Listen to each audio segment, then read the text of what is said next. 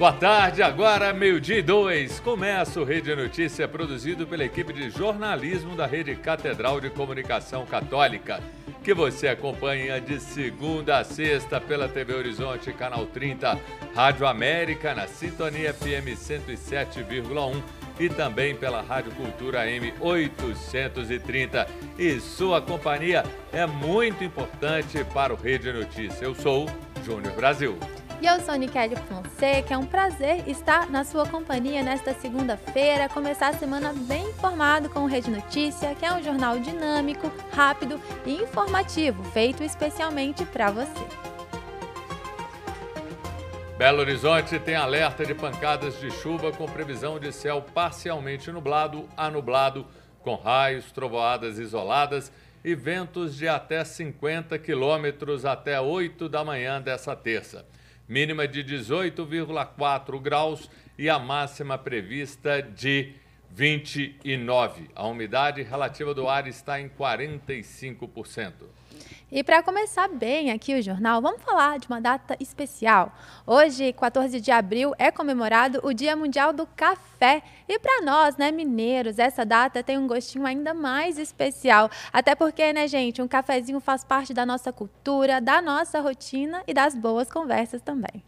Infelizmente, o preço do café moído continua em alta e nos últimos 12 meses até março, subiu 77,78%, segundo o IPCA, medido pelo IBGE. Mas mesmo com o aumento, o amor pelo grão segue firme. A gente passa a fazer com mais cuidado, evitando o desperdício, colocando menos pó e cada um com a sua estratégia. Só não pode faltar, Nicele, agora esse trem de colocar menos pó no café, não. Gosta de café forte, o café faz parte. Para a gente acordar o dia, eu vejo lá na redação todo mundo toma café igual refrigerante e é muito bom. Dá um pique, dá um ânimo, não só porque tem a cafeína como estimulante, mas é gostoso. Começa o dia depois do café. É isso, Júnior. Eu concordo com você, viu? Colocar menos pó também, eu penso um pouco nisso porque eu gosto daquele café bem preto mesmo, sabe? Assim, gosto muito e meu dia não começa sem ele, não. O nosso. A Semana Santa começou e a Catedral Cristo Rei reuniu centenas de fiéis que acompanharam a celebração da Missa de Ramos. Quem conta tudo pra gente é a repórter Erlaine Grace. A Semana Santa começou e aqui na Catedral Cristo Rei, em Belo Horizonte, centenas de fiéis participam da celebração do Domingo de Ramos, um momento de muita fé e tradição. Com os ramos nas mãos, os fiéis celebram a entrada triunfal de Jesus em Jerusalém. A missa, presidida pelo arcebispo metropolitano de Belo Horizonte, Dom Valmor Oliveira de Azevedo, traz palavras de reflexão, fé e esperança para milhares de católicos. A mensagem do Domingo de Ramos é um grande convite a seguirmos os passos de Jesus, com coragem, com destemor, para aprendermos a lição verdadeira do amor que Ele nos dá, obedecendo ao Pai, se oferecendo no alto da cruz para nos salvar. Portanto, um convite a seguir Jesus com coragem e com alegria, para que a vida seja mudada e nós possamos ser instrumentos do amor de Deus neste mundo. O casal Eliseu e Yolanda falou sobre a importância da bênção de Ramos. Hoje é uma oportunidade que nós temos, né, de confraternizar com os colegas, com os companheiros, né, católicos, de reviver a entrada de Jesus em Jerusalém. E vir aqui hoje nessa igreja, na Catedral Cristo Rei, celebrar esse momento é muito importante, é muito gratificante e renovador. Érica Moreira veio com os pais conhecer a Catedral Cristo Rei e se emociona ao reviver na celebração os passos de Cristo. Eu tinha muita vontade de vir conhecer a Catedral, mesmo perto da minha casa. E assim, essa data especial da Semana da Páscoa, da Semana de Renascimento, da Semana de Alegria, isso é uma semana também que a gente se volta para somarmos e conquistarmos o verdadeiro amor de Cristo. E essa caminhada significativa para os cristãos contou também com um momento especial. A obra do artista Oscar Araripe foi abençoada pelo arcebispo Dom Valmor e agora integra o acervo da catedral. É um momento de ouro, né? Porque a Igreja Católica, ela sempre foi a casa dos artistas, né? Dos arquitetos, dos pintores, dos músicos. Essa obra ser entronizada e abençoada por Dom Valmor no dia de que se comemora Domingo de Ramos é alguma coisa muito especial, né? Obrigado, Irlaine. A repórter Milene Alves chega agora com as novidades no sistema de teleconsultas da Prefeitura de BH. A partir desta segunda-feira, a plataforma de teleconsultas da Prefeitura de Belo Horizonte recebe novas funcionalidades. A opção de anexar até 2 documentos antes ou durante as consultas otimiza os processos e garante mais segurança nos diagnósticos. Com essa atualização, exames e prescrições de medicamentos anteriores poderão ser avaliadas pelos médicos. Outra mudança será no acesso ao sistema, que agora pede uma senha e usa um teste simples para proteger a conta. Diante das novidades, todos os usuários precisam refazer o cadastro na nova ferramenta. Para agendar consulta a partir do cadastro, o paciente deve escolher a data e horário dentro das possibilidades apresentadas. De acordo com o diagnóstico, as orientações, prescrições de medicamentos e outros documentos serão enviados para o e-mail registrado em um prazo de até 24 horas. É importante lembrar que nas consultas agendadas para crianças é preciso realizar um cadastro em nome delas e não dos pais. E também é necessário que os responsáveis legais acompanhem todo o atendimento. A Secretaria Municipal de Saúde pede que, caso o paciente não possa participar da consulta no horário agendado, seja feito o cancelamento da marcação em tempo hábil para que outro usuário possa ser atendido. Repórter Milene Alves. Obrigada, Milene. Agora, você que é estudante, preste atenção nessa informação, hein? Começa hoje o prazo para pedir isenção nas taxas do Enem. Os detalhes com o repórter Giovanni Rodrigues. Para quem vai pedir isenção da taxa de inscrição do Enem, o Exame Nacional do Ensino Médio de 2025 precisa ficar atento, pois a inscrição começa nesta segunda-feira, dia 14 de abril, e vai até o próximo dia 25. A isenção da taxa de inscrição deve ser solicitada exclusivamente pela página do participante, com login único do portal de serviços gov.br. Para solicitar a isenção de pagamento, o participante deve informar o número do CPF e a data de nascimento. Pode pedir a isenção dos matriculados no terceiro ano do ensino médio em escolas públicas em 2025, em qualquer modalidade de ensino regular ou educação de jovens e adultos, o EJA. Estudantes que cursaram todo o ensino médio em escola pública ou como bolsista integral em escola privada. Estudantes com renda mensal igual ou inferior a um salário mínimo e meio. Pessoas em situação de vulnerabilidade socioeconômica com registro ativo no CadÚnico. Participantes do programa PED Meia do MEC, Ministério da Educação. O candidato que teve a gratuidade da taxa de inscrição do Enem do ano passado, mas não compareceu a um dos 2 dias de provas na edição de 2024 e ainda quer participar da edição de 2025 gratuitamente, terá que justificar a ausência. Repórter Giovanni Rodrigues. Obrigado, Giovanni. Prefeito de BH confirma a retomada de obras para desafogar o trânsito na região sul da capital. Os detalhes com o repórter Nilton Lopes. A obra de alargamento do viaduto sobre a BR-356 no bairro Belvedere, na região sul de Belo Horizonte, vai continuar, segundo o prefeito Álvaro Damião.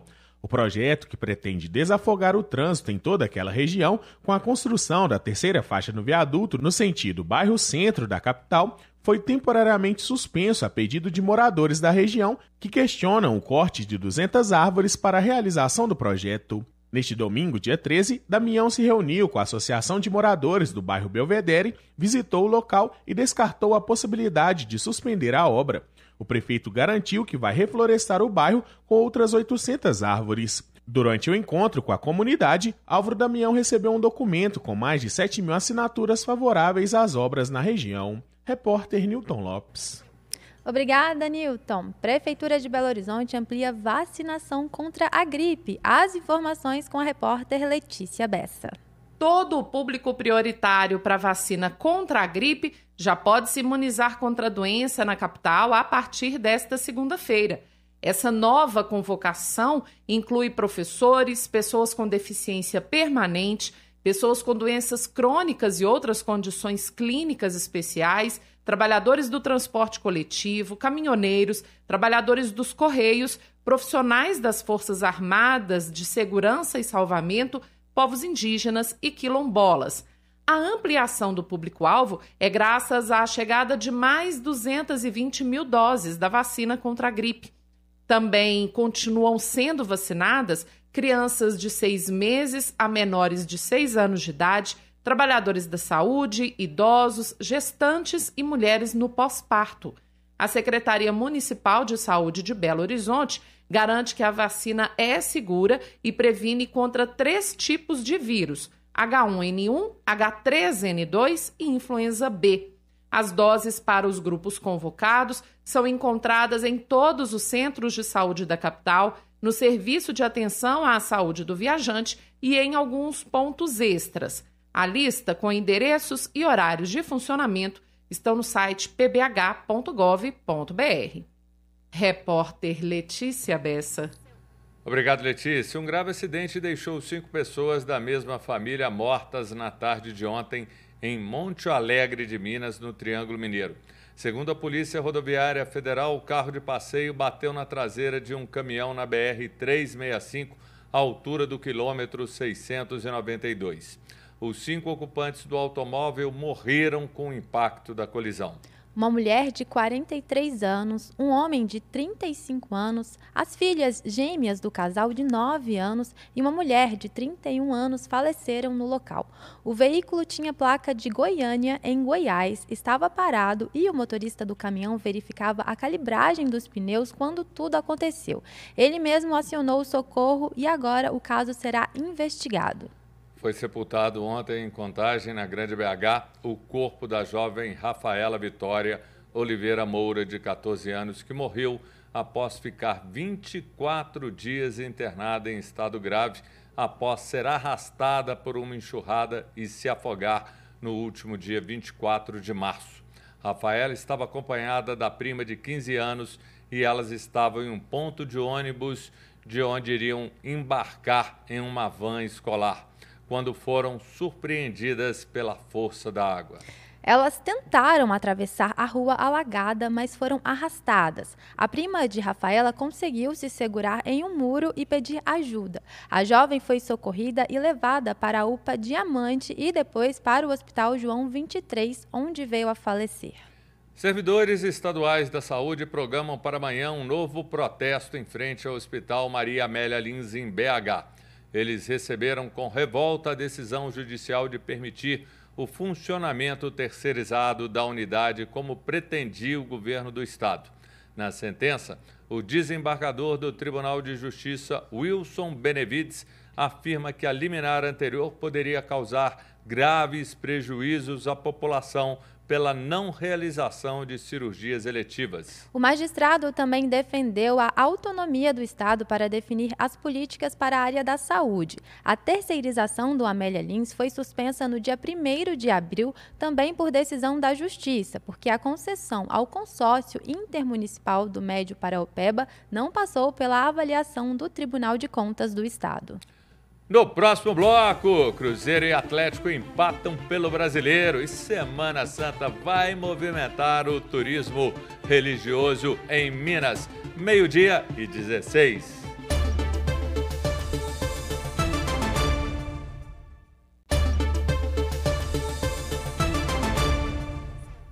São Paulo e Cruzeiro empataram em 1-1, partida da terceira rodada do Brasileiro no Morumbis, na tarde de ontem. O técnico Léo Jardim adotou o time com uma escalação diferente, com 4 homens no meio de campo e apenas 2 atacantes. Dudu e Gabigol começaram na reserva, mas Dudu entrou no segundo tempo, enquanto Gabigol assistiu ao jogo do banco. Na lateral direita, William cedeu lugar ao ex-corintiano Fagner, que foi o titular.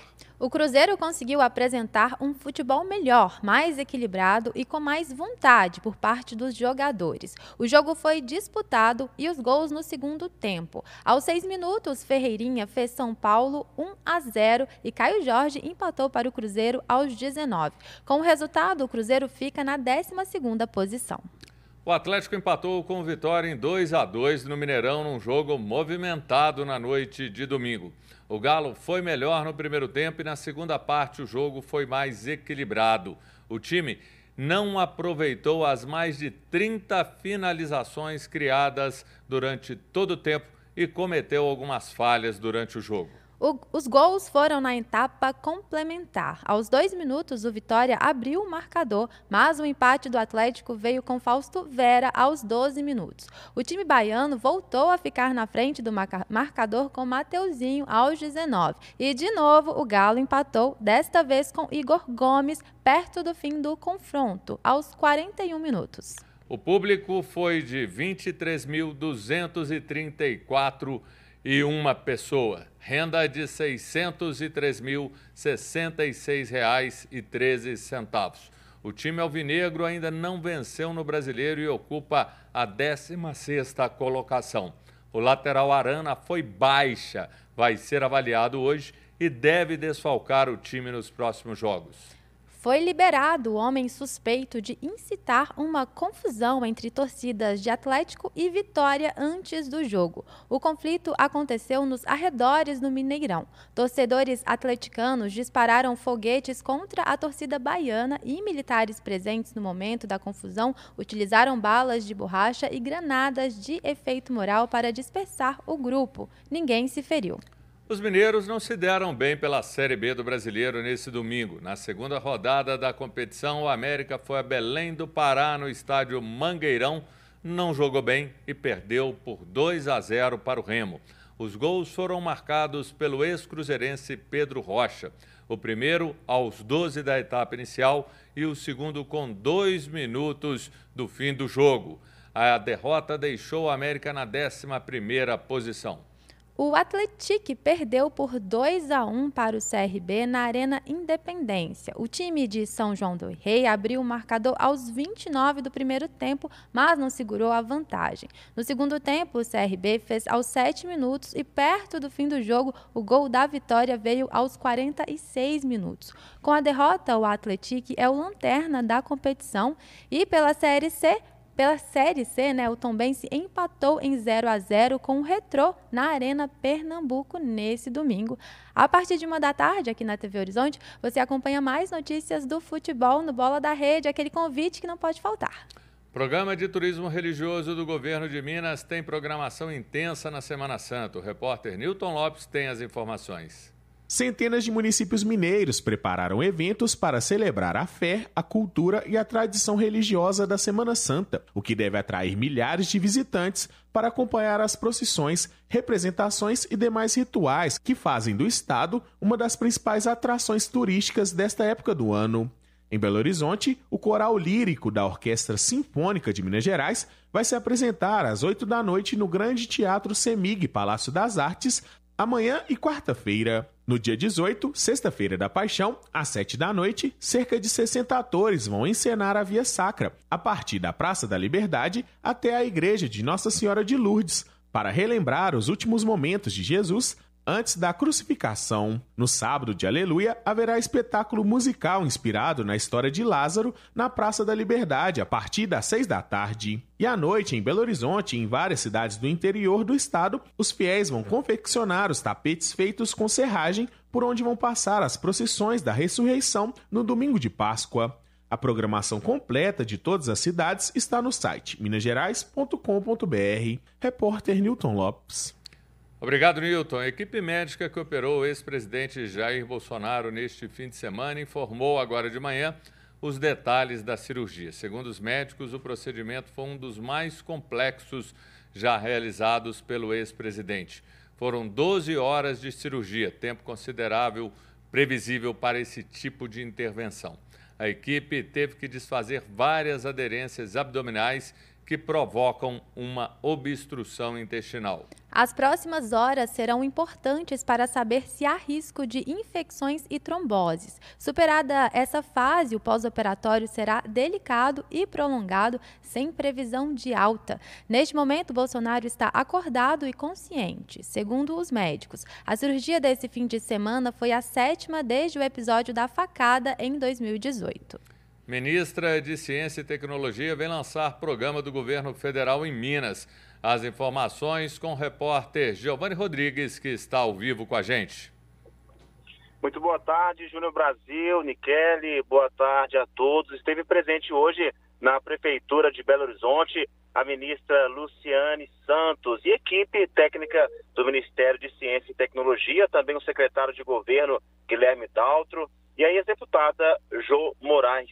A ministra veio em Belo Horizonte para dar boas-vindas e desejar sucesso para o prefeito Álvaro Damião. A ministra ainda vai acompanhar hoje à tarde o evento do programa Mais Ciências nas escolas do IFMG, Instituto Federal de Minas Gerais, na cidade de Betim. Na coletiva, a ministra falou sobre o projeto Ciência na Escola, que atua em Minas Gerais e que o governo investiu cerca de 700 milhões de reais. Ao todo, o Brasil teve investimento de 200 milhões de reais em ciência e tecnologia. Já o prefeito Álvaro Damião, ele disse que o projeto Ciência na Escola vai chegar, sim, em Belo Horizonte. E olha, logo após o pronunciamento da ministra, o prefeito de Belo Horizonte, Álvaro Damião, anunciou o nome da nova secretária de Educação, que será a professora Natália Araújo, que vai substituir Bruno Barral, exonerado na semana passada por suspeita de envolvimento em fraudes em licitações e desvio de recursos públicos relacionados a emendas parlamentares durante o período em que atuava na Prefeitura de Salvador. É com vocês aí no estúdio. Obrigado, Giovanni. O Papa Francisco surpreendeu os 40 mil fiéis que foram à Praça de São Pedro neste domingo, depois da missa de Ramos, presidida pelo cardeal argentino Leonardo Sandri.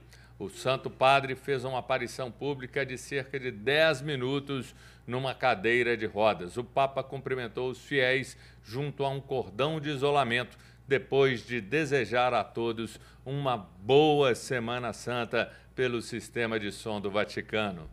A família do escritor peruano Mário Vargas Llosa não vai realizar velório e sepultamento abertos ao público. As cerimônias fúnebres serão realizadas nos próximos dias. Llosa morreu de causas não reveladas neste domingo, aos 89 anos, em Lima, a capital peruana. As obras do escritor foram traduzidas em mais de 30 países. Entre os muitos prêmios recebidos ao longo da vida, o escritor ganhou o Prêmio Nobel de Literatura em 2010. Em 1990, chegou a concorrer à presidência do Peru, mas foi derrotado por Alberto Fujimori. O candidato de centro-direita, Daniel Noboa, foi reeleito presidente do Equador neste domingo, dia 13. Ainda sem anúncio oficial do resultado, Noboa mantinha uma vantagem de 1 milhão de votos, ou 12 pontos percentuais sobre a concorrente. Luísa Gonzalez não aceitou a derrota e promete exigir uma recontagem dos votos. Um grupo de policiais militares de BH e civis peregrinaram a pé por cerca de 15 horas até o alto do Santuário Basílica Nossa Senhora da Piedade. O repórter Léo Apolinário acompanhou a peregrinação. A Rede Catedral de Comunicação, TV Horizonte, Rádio América vai acompanhar uma peregrinação de policiais que já é o 10º ano até o Santuário Basílica Nossa Senhora da Piedade. Aqui ao meu lado está o Coronel Juliano Tran, que é um dos organizadores e foi o senhor que começou, né, Coronel? Boa noite. A gente começou em 2015. A primeira foi feita em 2015. Nós éramos apenas 3, que estão aqui presentes, inclusive. E daí para frente foi crescendo, no ano seguinte já foram uns 15, já chegamos a 40 e estamos hoje aqui com 23 na caminhada. Com propósito aí, cada um com seu propósito interior, mas um propósito realmente de devoção, de realmente estarmos diante de Deus. Serão mais de 8 horas de caminhada e nós vamos acompanhar. Agora faltam 10 minutos para as 8 horas da noite e o grupo está se preparando para seguir rumo à Santuário de Nossa Senhora da Piedade, a padroeira de Minas Gerais. Os peregrinos saíram do bairro Saudade, na região leste de Belo Horizonte, e caminharam por 3 horas até a primeira parada. 11 horas e 37 minutos, 16 km já se foram. Paramos agora em Sabará, aqui em frente à fonte do Caquende, de 1757 do século XVIII. Estou aqui com o Euler, que é a 7ª vez, né, Euler? A 7ª vez que eu participo, eu e minha esposa. E as oportunidades que eu não pude vir foi por questão de saúde. Graças a Deus agora tudo bem. Vamos lá terminar. Cheios de fé, o grupo seguiu madrugada adentro, passando por Sabará, Pompéu até a zona rural de Caeté. Agora são 5h30 da manhã, o grupo andou durante toda a madrugada, nós acompanhando. Estamos na zona rural aqui da cidade de Caeté e a gente vai percebendo que a peregrinação vem chegando ao fim, porque já é possível avistar, lá no alto, o santuário da padroeira de Minas Gerais, Nossa Senhora da Piedade. O sol apareceu. 13 horas e 30 minutos depois da saída de Belo Horizonte, o grupo de policiais militares acabam de chegar na portaria principal do Santuário Basílica de Nossa Senhora da Piedade. Essa é a minha sexta caminhada. E o que te motiva a vir todo ano? Só agradecimento. Só tenho a agradecer a Deus pelo ano, né, que a gente passou, dando a gente saúde, pedindo também, né, saúde para a família toda. Após alguns minutos de descanso, eles encararam o desafio final: subir os mais de 7 quilômetros de estrada até o alto da serra. 11h30 da manhã, depois de 15 horas de caminhada, cerca de 54 quilômetros, terminou, enfim, a peregrinação da Polícia Militar até o Santuário Basílica da Serra da Piedade. O coronel está aqui com a gente de novo, esteve lá em Belo Horizonte, na abertura, coronel, e foi assim, uma noite intensa de caminhada. É sempre uma noite muito intensa, né? Porque além do esforço físico, né, as emoções ficam à flor da pele, que cada um, como eu falei no início, cada um tem um propósito. E chegarmos aqui nesse lugar maravilhoso, traz uma paz maravilhosa, entrarmos em oração, entrarmos direto em sintonia com o divino, com Deus mesmo, que é o nosso principal objetivo. Uma das que esteve firme durante a madrugada, caminhando desde lá de Belo Horizonte até chegar aqui no Santuário Basílica da Padroeira de Minas Gerais, a mais de 1.700 metros de altitude, é a Aline. Aline, o que significa, depois de concluir essa caminhada, chegar até esse santuário? É uma conquista, né? Uma superação, porque não é fácil. A gente sai de lá, todo mundo feliz, com o coração cheio, e vai esvaziando o coração ao longo do caminho e conversando com Deus e sentindo a presença e colocando, né, o propósito de cada um, porque cada um vem com um propósito, seja ele qual for. Depois de um momento de louvor, o grupo retornou para Belo Horizonte. Obrigada, Léo, por essa cobertura incrível. Termina aqui a primeira parte do Rede Notícia e agora você fica com a segunda parte com uma entrevista com a prefeita de Contagem, Marília Campos, do PT. Acompanhe as nossas redes sociais no Instagram, @TV Horizonte Oficial e @Rádio América Oficial. Até amanhã. Até amanhã.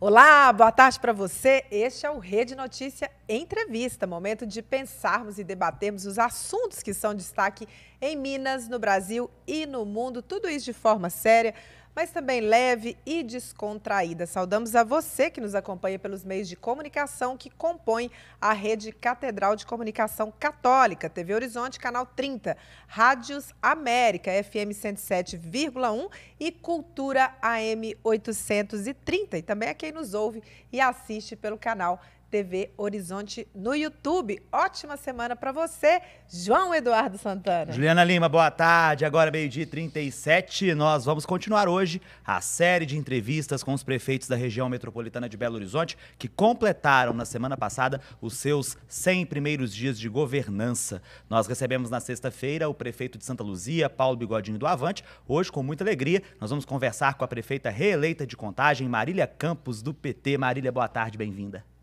tarde, João. Boa tarde, Juliana. Prazer estar com vocês. A alegria é nossa, viu? Psicóloga de formação, militante do Partido dos Trabalhadores desde os anos 1980, se tornou vereadora por Contagem no ano 2000, sendo eleita prefeita em 2004 e reeleita em 2008. Após passagens pela Assembleia Legislativa, foi eleita pela terceira vez prefeita de Contagem em 2020, sendo reeleita novamente para o 4º mandato no ano passado. É uma alegria recebê-la aqui para esse momento da gente partilhar o que está sendo os desafios das prefeituras, principalmente de Contagem, nesse novo mandato. Ô Marília, para começar, são 4 mandatos como prefeita de Contagem, que é uma das cidades mais importantes do Brasil, uma das principais do estado de Minas Gerais. Você está vivendo essa experiência, que é de poucos, de administrar uma cidade pela 4ª vez. São 16 anos aí de trabalho. Fazendo uma linha do tempo, né? O que mudou do primeiro mandato para o 4º? Está mais difícil governar? Mais difícil e mais fácil. Mais fácil porque eu estou mais experiente, né? Estou mais tranquila, tenho uma capacidade maior de planejamento, mais paciência e tenho uma equipe que me acompanha e que a gente está mais sintonizado. Sim. Isso é muito importante. Mais difícil porque nós temos hoje uma polarização no país, né? Que eu particularmente não faço parte dessa estratégia de polarizar, porque a minha estratégia é sempre de buscar consensos, de procurar administrar valorizando aquilo que nos une. Mas essa polarização não deixa de ser uma estratégia que é utilizada por alguns para dar mais dores de cabeça para quem está no executivo. E também nós temos uma população mais sofrida, mais impaciente, que quer mais agilidade na melhoria dos serviços públicos. Eu diria que é uma população que, no meu caso, ela optou pela continuidade, ela aprovou o meu governo, mas ela não se contenta com o que já foi feito. Ela reconhece, mas quer muito mais. Então, esse é o desafio que a gente tem pela frente. Muito bem.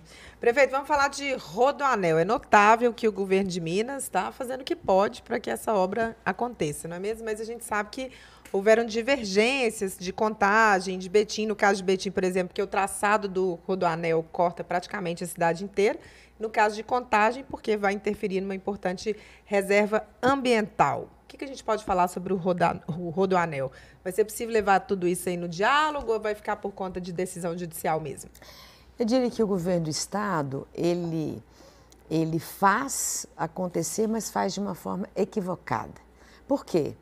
Primeiro porque ele não ouviu os 2 municípios que serão atingidos dentro das suas cidades. Contagem, que já é cortada pela Via Expressa 040-381, vai ser mais um corte que nós vamos ter pela cidade. E por mais que isso faça com que a cidade fique mais atraente, não deixa de criar problemas de integração dentro da própria cidade. Então, ele não nos ouviu.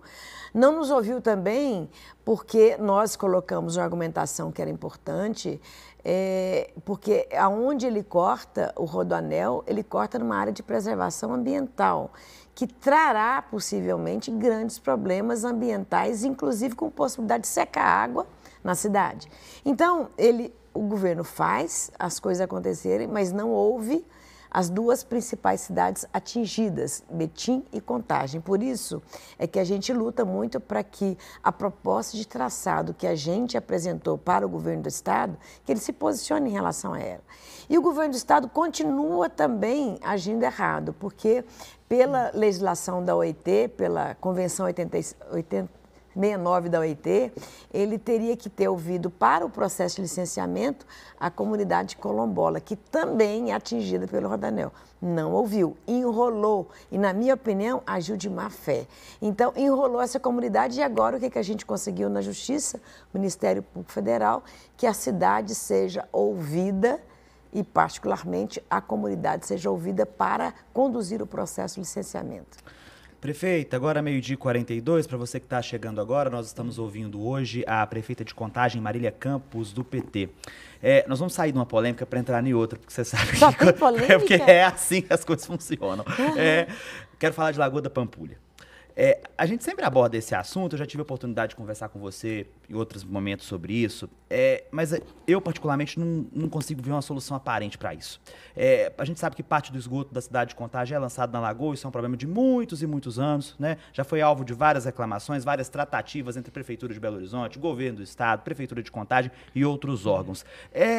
Que pé que está essa questão? Tem alguma atualização para a gente dar para os nossos ouvintes, para quem nos acompanha? Eu diria que a gente está em dia com o calendário que foi acordado, pactuado, Tribunal de Contas, Prefeitura de Belo Horizonte e Prefeitura de Contagem.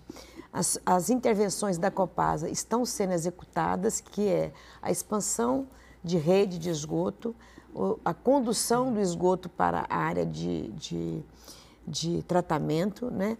E muitas obras estão sendo feitas também pela Prefeitura de Contagem, que quando faz obras de saneamento já coloca o interceptor e já tira o esgoto do córrego para que ele não seja conduzido à Lagoa da Pampulha. Só que, como você disse, é um problema antigo e que não será solucionado de uma hora para outra. E hoje, talvez, um dos grandes problemas que a gente ainda não tem solução diz respeito à população que vive na beira dos córregos e que a gente vai ter que tratar, né, de garantir moradia para que essa população não contamine os córregos ou o córrego, né, com esgoto doméstico. Então, nós vamos ter que resolver o problema de moradia para essa população, o que vai depender de uma parceria Copasa, Governo do Estado e Prefeitura de Contagem. Isso ainda tem uma indefinição. O Tribunal de Contas, essa parceria estabeleceu um prazo de 5 anos para que a gente resolva todos esses problemas e a Lagoa fique despoluída. A senhora acredita que esse prazo vai ser cumprido? Olha, eu diria, o que eu posso garantir é que o cronograma está sendo cumprido por enquanto. Se a agenda for cumprida, especialmente pela Copasa, que é a grande responsável pelo fato do esgoto estar dentro dos córregos, porque ela tem por exemplo, no caso de Contagem, ela tem uma concessão até 2073, né? Então, é a maior concessão pública que eu já vi na minha vida. Então, caberá a ela não só discutir, colocar a intervenção da rede de esgoto, como também do tratamento. Então, essa é a grande intervenção que tem que ser feita. E ela está fazendo isso aos poucos, né? Mas eu diria que com a mobilização que a gente está fazendo e essa articulação intermediada pelo Ministério, pelo Tribunal de Contas do Estado e também pela doutora Cecília, que é do Ministério Público do Tribunal de Contas, eu diria que a gente tem condição de cumprir. Prefeita, vamos continuar falando sobre Copasa, mas agora precisamente sobre o serviço dessas empresas. A gente sabe que vira e mexe, a gente aqui, né, Juliana, nos nossos programas, a gente recebe comunicado. Tá faltando água hoje, vai faltar água em X bairros, aí tem aquela lista de 40, 50 bairros que vai faltar água. E o povo liga aqui e fala, avisou que ia sair, a água ia voltar às 10 horas da noite, às 8 horas da manhã do outro dia, não voltou ainda, e etc, e etc. Como é que está o diálogo da senhora com a Copasa em relação a esse tipo de problema? Olha, eu estava conversando com o ex-presidente da Copasa, que era o Guilherme, pronta já para finalizar toda uma conclusão de uma negociação. Trocou o presidente. Eu vou ter a reunião hoje, à tarde, saindo daqui, eu vou para lá para cobrar da Copasa o plano de investimento que foi feito em 2022. E que muito não foi cumprido. E quando você coloca, tem bairros que reclamam da água, né? Nós temos, por exemplo, bairros como Liberdade 1 e 2, que não tem água. Você imagina a cidade de Contagem, que é uma das grandes clientes da Copasa, que tem uma concessão até 2073. Nós ainda temos bairros que não têm água fornecida pela Copasa. Eles ficaram nessa seca última que teve 1 semana sem água. Teve que ser abastecido em emergência por caminhão-pipa. Então, você pensa isso, né? Uma cidade como a nossa ainda tem esse tipo de problema. Mas temos, em função do quê? Da ausência de um investimento compatível com o contrato que nós temos com a Copasa. Hoje, nós somos os maiores clientes da Copasa. E se não for cumprido, nós vamos judicializar. Mas eu ainda estou apostando no processo de negociação e espero que essa reunião de hoje, ela consiga avançar na questão do esgotamento sanitário, na questão do fornecimento de água, na operação caça-esgoto e também nessa relação direta que o cliente quer ter com a Copasa. Tipo, estourou um cano, a Copasa tem que ir lá consertar de imediato e fica lá semana vazando, né? E, fora isso, né, nós vamos reclamar também uma questão que é grave em todos os municípios de Minas Gerais, onde a Copasa está, que é você asfalta uma rua, a Copasa vai lá, faz uma intervenção, faz o buraco e não coloca o serviço de qualidade como aqueles que as prefeituras estão praticando. Então, nós vamos cobrar tudo isso da Copasa hoje. Esse é o Rede Notícia Entrevista, hoje recebendo aqui com muito prazer e alegria a prefeita de Contagem, Marília Campos, do PT. A gente vai para um rápido intervalo, voltamos já.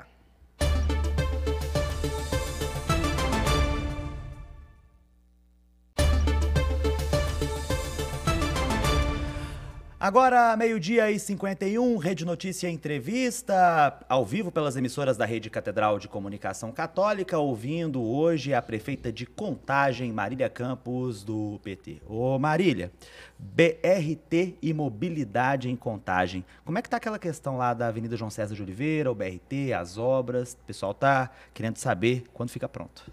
É engraçado, né? Porque quando eu tomei posse no mandato anterior, eu herdei alguns terminais e estações, era um esqueleto, a imprensa até chamava de esqueleto, né, porque as obras estavam todas paradas. Sim. Então, das 10 estações e terminais, todos foram concluídos. Por que não está funcionando ainda?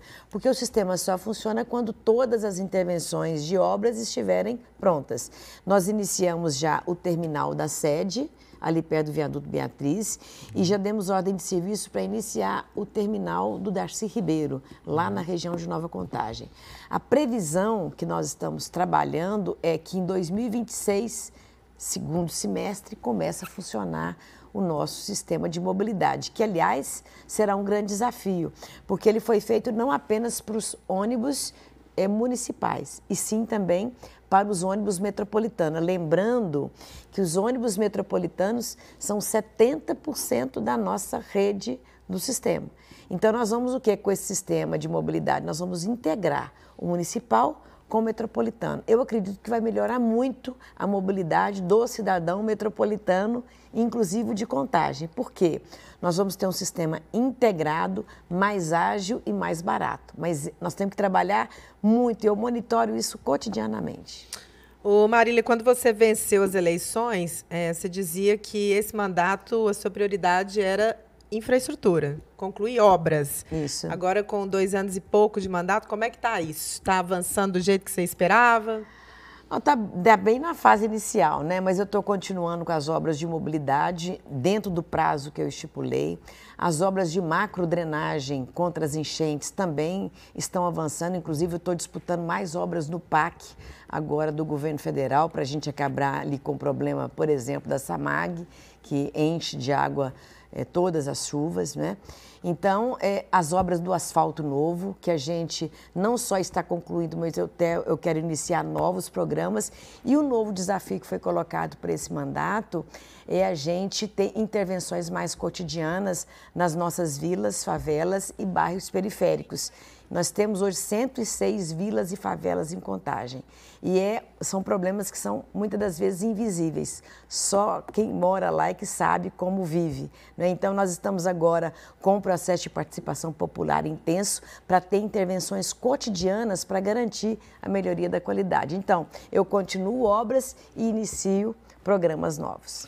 Muito bem. Marília Campos, prefeita de Contagem do PT. Marília, algumas questões estaduais agora. Como é que está a relação com o governador Romeu Zema e também com o novo prefeito de Belo Horizonte, Álvaro Damião?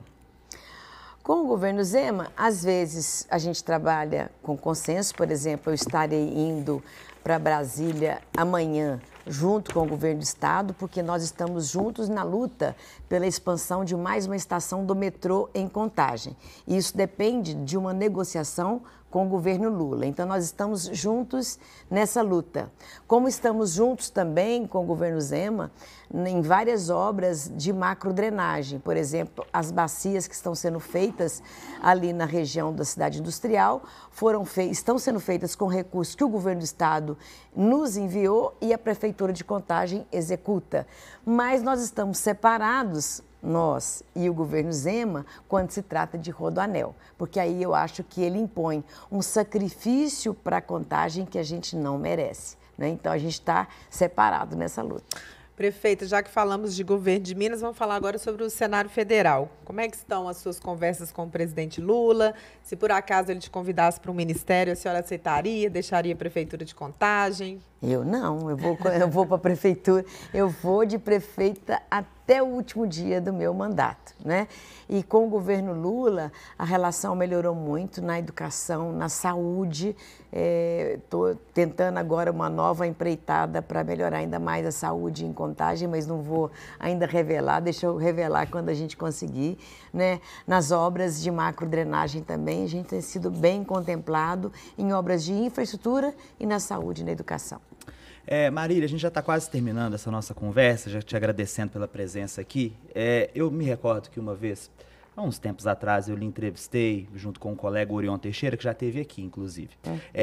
E a gente perguntou para você assim, olha, se você teria interesse de disputar o governo de Minas no ano de 2026. E você disse a seguinte resposta, eu cheguei até a grifar. Não porque eu tenho o PT na testa, e isso é um problema. Ô Marília, sua raiz do PT é inegável, e isso é conhecido nacionalmente pelo partido. Você voltaria atrás nessa decisão de não ser candidata, se tivesse um bom argumento, uma necessidade, um pedido, inclusive, do presidente Lula? Você sabe que eu me guio sempre, eu faço o que precisa ser feito.